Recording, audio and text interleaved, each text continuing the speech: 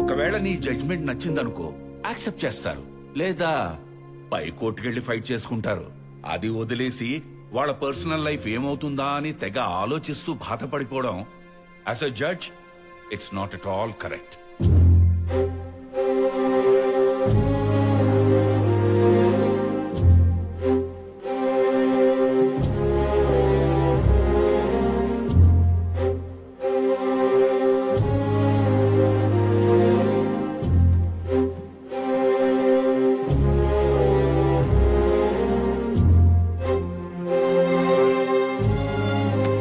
చెప్పుకోవాల్సింది ఇంకేమన్నా ఉందా?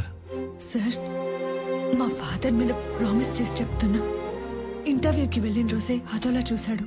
లేదు, 3-4 టైమ్స్ ప్రైవేట్ గా కలవమని ఫోర్స్ చేశాడు. చీకొట్టానని కోపం పెంచుకొని న్యూడ్ గా ఫోటోస్ తీయించి మరి భయపెట్టాలనుకున్నాడు. అయ్యో లేదు లేదు సార్. కేసు పెట్టడానికి పోలీస్ స్టేషన్ కి వెళ్తే పోలీసులతో క్లాస్ పీకించి పంపించేశాడు. అట్లీస్ట్ కోర్టులోనైనా జస్టిస్ జరుగుతుందన్న హోప్ తో డైరెక్ట్ గా అప్లై చేసి మేము ముందు నిలబెట్టా. ఇంకా మీరే ఎలాగైనా. అలాగే అలాగే చెప్పావు కదా, సేమ్ డైలాగ్ వెర్షన్. ఎవరో రైటర్ని పెట్టి రాయించుకున్నట్టున్నావు. ఆ 4 లైన్లే బాగా ప్రాక్టీస్ చేసి వచ్చినట్టున్నావు. అయినా కోర్టుకు కావాల్సిన ఎవిడెన్సెస్, సాక్ష్యాలు, నీ ఎమోషనల్ యాక్టింగ్లు, ఫోర్స్డ్ ఎడిషన్లు కాదు. యువర్ ఆనర్, ఈ అమూల్య తన టాలెంట్ మొత్తం ప్రదర్శించి ఏం ఎక్స్పెక్ట్ చేస్తోందో మీకు ఆల్రెడీ ప్రూవ్ చేశాను. ఇలాంటి తప్పులు వేరే అమ్మాయి చేయకుండా సరైన తీర్పిచ్చి ఈవిడికి బుద్ధి చెప్పాలని కోర్టు వారిని కోరి ప్రార్థిస్తున్నాను. That's all your honour.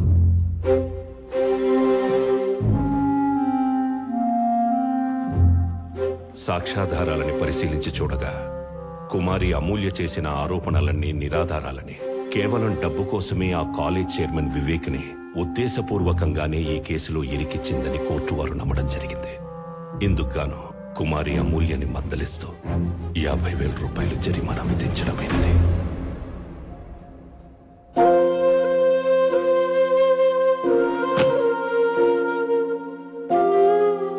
Court dismissed.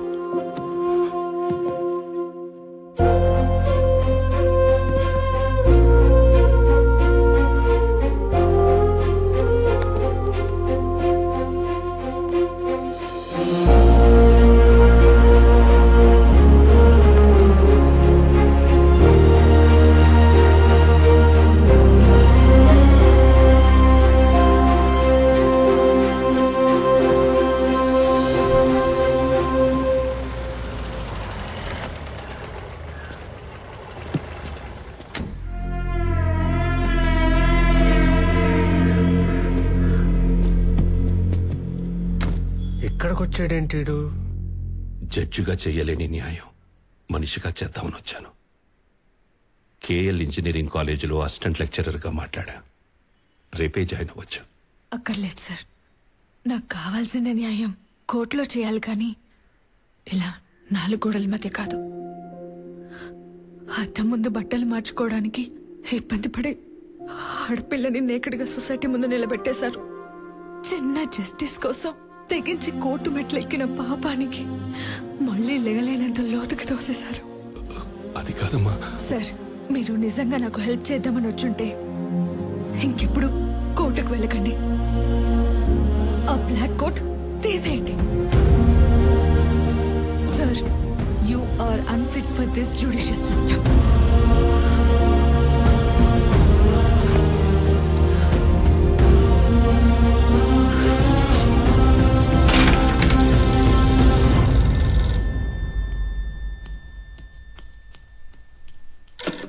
Hello, నాన్నగారు ఉన్నారమ్మా? నాన్న, నీకే ఫోన్.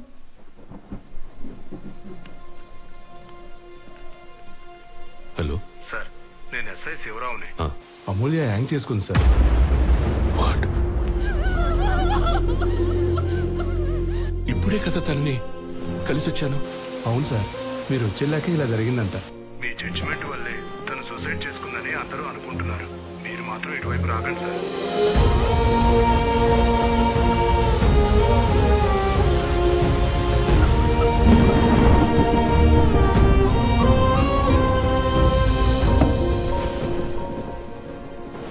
రెసిగ్నేషనా? ఇదేంటండి ఇలా? ఎంతో కష్టపడి చదువుకొని పైకొచ్చి ఏం చేశా? జడ్జి అనే పదానికి, ఆ ధర్మాసనం మీద కూర్చున్న నాకు, జనమిచ్చే గౌరవానికి, నేనిచ్చే తీర్పుకి సంబంధం లేనప్పుడు ఇక నేనెందుకు అక్కడ ఉండాలి? జైల్లో ఉండాల్సిన వాడు గెస్ట్ హౌస్ లో ఉన్నాడు. కాలేజీలో ఉండాల్సిన అమ్మాయి శవమై వేలాడుతోంది. ఒక ఆడపిల్లకి న్యాయం చేయలేని బ్లాక్ కోటు ఉంటే ఎంత, పోతే ఎంత? ఈ వ్యవస్థని మార్చగలిగే శక్తి లేనప్పుడు వ్యక్తిత్వాన్ని చంపుకొని బతకూడదు. కోర్టులో గెలిపించలేని అమూల్యనే కనీసం తన ఆఖరి కోరికనైనా తీర్చి గెలిపిస్తా.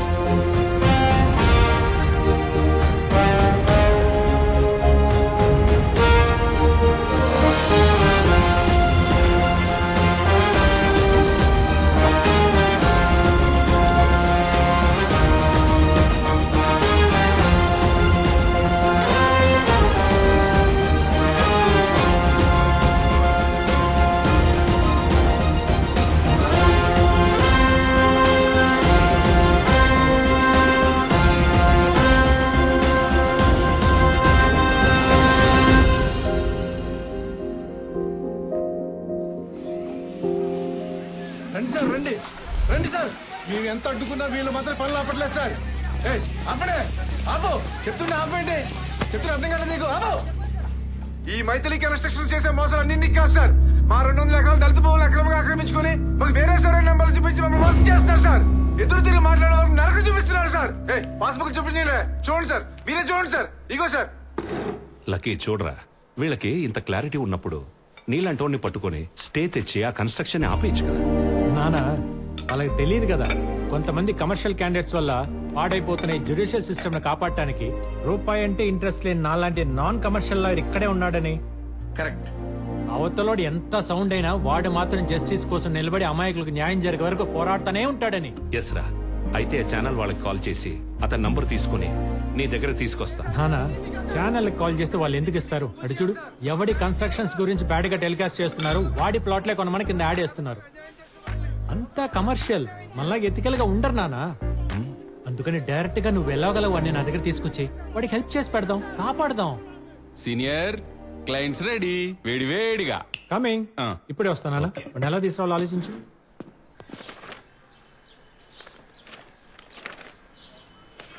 ఆశ అంటే ఓల్డ్ సిటీ పాషానే.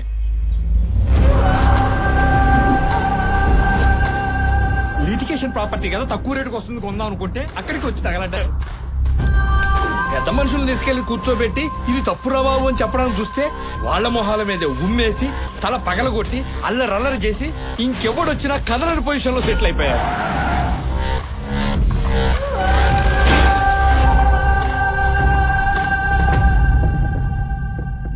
వాడిని కోర్టుకు తీసుకొచ్చినా లొంగే లాంగ్వేజ్ ఉండదు వాడి బాడీకి. Out of the court settle చేయాల్సిందే. అదే అవ్వలేదు అంటున్నాం సార్. వెళ్ళింది లాయర్ లక్కీ కాదు కదా. వాడిని తక్కువ అంచనా వేస్తున్నారు. ఓహో, ఇక్కడ మిమ్మల్ని మీరు ఎక్కువ అంచనా వేసుకుంటున్నారో మాకు అర్థం కావట్లేదు. మాకు మాత్రం మ్యాటర్ సెటిల్ అవ్వాలి. నేను మళ్ళీ ప్రశాంతంగా నా సైట్ లో పోసుకోవాలి ఒంటేలు. ఏమండి ఇక్కడ మీరు పోసుకోవడమే కాదు, మీ సైట్ లో మీకు ఏం కావాల్సి చేసుకోవచ్చు. ఒక్కసారి మా సీనియర్ కేసు టేకప్ చేస్తే ఇంక సూట్ కేసులు సర్దేసుకోవడమే. వాళ్ళ మేమా జోకా? ఇది జబర్దస్త్ సెట్ కాదు. కోపడకండి సార్ ప్లీజ్. మేము తీసుకెళ్లిన వాళ్ళందరూ పోసుకోడు కబుర్లు చెప్పడమే గాని ఎవడు వల్ల పని అవ్వలేదు. మీ వాడు మిమ్మల్ని పొగిడే విధానం చూస్తుంటే ఇదేదో వర్కౌట్ అయ్యేలా ఉంది. ఆ ఫీజు కూడా ఒకసారి అనేసుకుంటే. మిమ్మల్ని టెన్షన్ పెట్టి ఫీజు తీసుకున్న ప్లేస్ లో లేరు మీరు. ఆహా, ఇది ఎక్స్ జస్టిస్ సూర్యనారాయణ గారి ఇల్లు. నమస్కారం సూర్యనారాయణ గారు. అటు నమస్కారం సార్. బాబు మీరు మనశ్శాంతిగా మధ్యాహ్నం మీటింగ్ రెడీ అయిపోండి. ఏంటి ఈ రోజే? అవును, పరిగెత్తించి సెటిల్ చేస్తాం. మీకన్నా ప్రాబ్లమా? ఇంకా ప్రాబ్లం ఏముంటుంది సార్, ప్రశాంతంగా ఎక్కడే కూర్చుంటాం. పంటాక లేకపోతే చైర్ కింద చావచ్చుగా.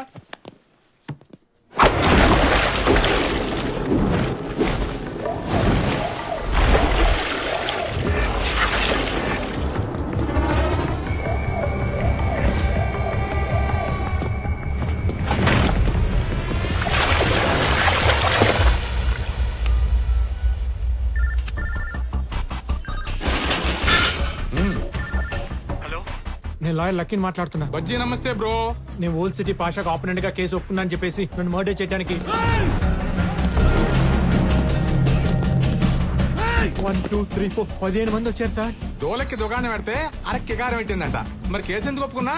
సార్ ఒప్పేసుకున్నాను కదా, వచ్చి కాపాడండి సార్. ఈ కేసు గురించి ఇన్ఫర్మేషన్ ఇచ్చిందే ఆడు. తుమారకు మారనే బాధి ఆతాది. పాషా గారు, ఇది కరెక్ట్ కాదు కదా. కరెక్ట్ కాదు. ఒక లాయర్ ని గిట్ల నిలబెట్టి వాదించుడు తప్పే కదా, శిక్ష పడాలి.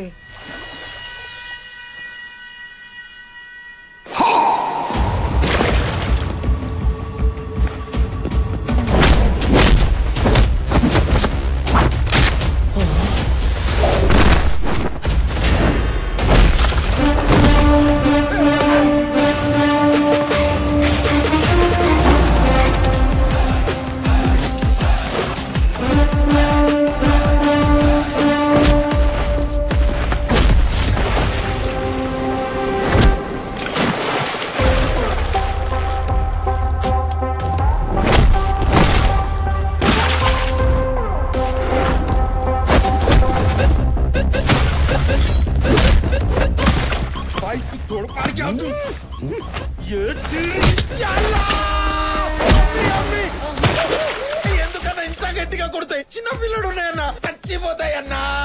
నేను పిల్లగా దీన్నే ఆత్మరక్షణ అంటారు. మనల్ని చంపడానికి ఎవడైనా వస్తే మనల్ని మనం కాపాడుకోవటానికి అవతలని కౌన్సిల్ చేసినా, ఇలా గాల్లో ఎగరేసినా, ఇలా ఇరగదీసినా, ఇలా విసిరేసినా తప్పే లేదని ఆత్మరక్షణ యాక్ట్ పేయబుల్ సెక్షన్ 302, 324, 325M లో మెన్షన్ చేసింది. నన్ను నేను కాపాడుకోవాలి కదా, మీ నుండి నా ప్రాణాలు రక్షించుకోవాలి కదా. రండి.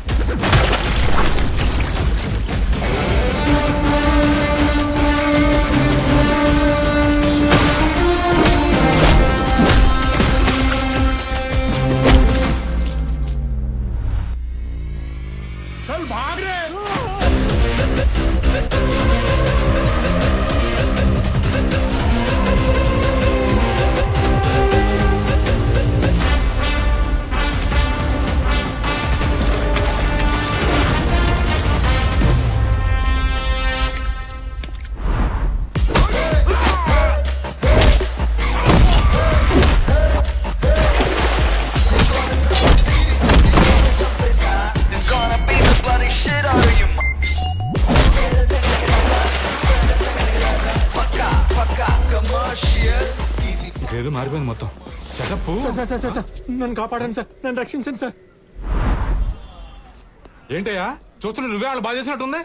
నాకు తెలుసు మీరు ఇలా అంటారని, అందుకే సేఫ్ గా విట్నెస్ వీడియో కూడా తీయించా, చూడండి. ఎస్ సార్, అంతా రికార్డెడ్ గా ఉంది. అంతేకాదు, నువ్వే నన్ను చంపడానికి ఇన్ఫర్మేషన్ ఇచ్చావంటగా, అది రికార్డ్ చేశా. రే బజ్జీ, ఎత్రీగా నిన్నే యాడ్ చేయాల్సి ఉంటుందేమో. అమ్మని అమ్మ, అది కాదు కానీ న్యూమరాలజీ ప్రకారం ఆ నెంబర్ మనకు వర్కౌట్ కాదు. కూర్చొని క్లోజ్ చేసుకో. అయితే ఇంకెందుకు లేట్, పదా. ఓకే, ఇదిగో సైన్ చేసేయండి. ఇక్కడ రే ఏనుగు, అందరికి చాక్లెట్లు ఇచ్చారా? ఏకే అబ్బాయి సాబ్ చేతిలో చాక్లెట్ పెట్టి మొత్తం మ్యాటర్ సెటిల్ చేస్తాను. అయితే నోట్లో పెట్టాలి చాక్లెట్. అది కాదు సాబ్, పేపర్ జిరాక్స్ లకి, షెడ్లకి, ఫర్నిచర్ కి, పెట్రోల్ కి, సరుకులకి. నీ పద్దులు పుస్తకాలు ఆపు. ఎంతో 10 అయిందా? 1000 అన్నా. లక్షలరా. ఇస్తారా?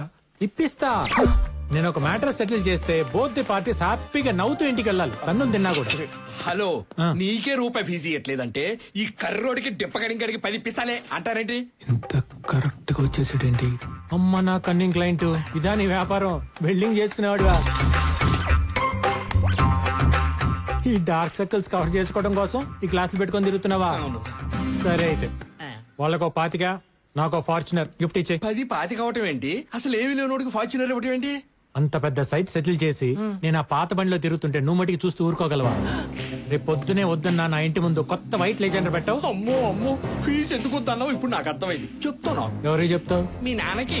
ఏమని చెప్తావు? కిరాణా కొట్టుకు చింతపండు కొనడానికి వచ్చినోడు కూర్చోబెట్టి మా వాడు అట్టంటోడు ఎట్టంటోడు బుద్ధుడు అని గుద్దు చెప్తున్నాడు. కాదండి, పక్కా కమర్షియల్ కన్నింగ్ లాయర్ ఆయన కళ్ళు తెరిచేలా చెప్తా. ఆయనకి తెరుచుకునే లోపు నిన్ను మూసేస్తారు. ఎలా మూసేస్తారు చెప్తా. ఒకసారి కన్నీటి ఇవ్వండి. సార్ లోడేడా? ఫుల్లీ. పెట్టుకో.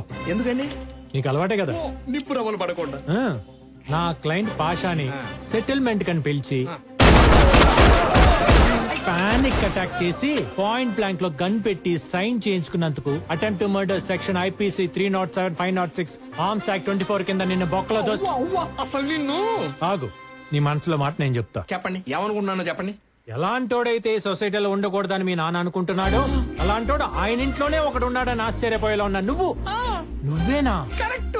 క్రిమినల్ లాయర్ అంటే క్రిమినల్స్ కి లాయర్ అని కొత్త మీనింగ్ వచ్చేలా యాటిట్యూడ్ లో మార్చిన నువ్వు క్రిమినల్ లాయర్ వేనా? ఇది కరెక్టే. కాదు, క్రిమినల్ మెంటాలిటీ ఉన్న లాయర్.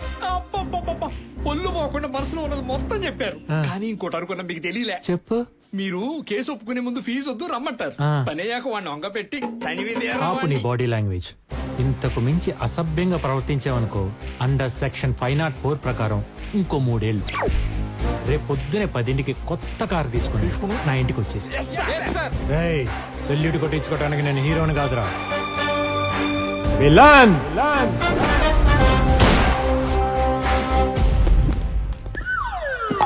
నువ్వు సింబాలిక్ గా చెప్పినా అర్థం చేసుకోలేకపోయావు. బాబుకి ఇవ్వండి. బాబు ఒకేందుకు?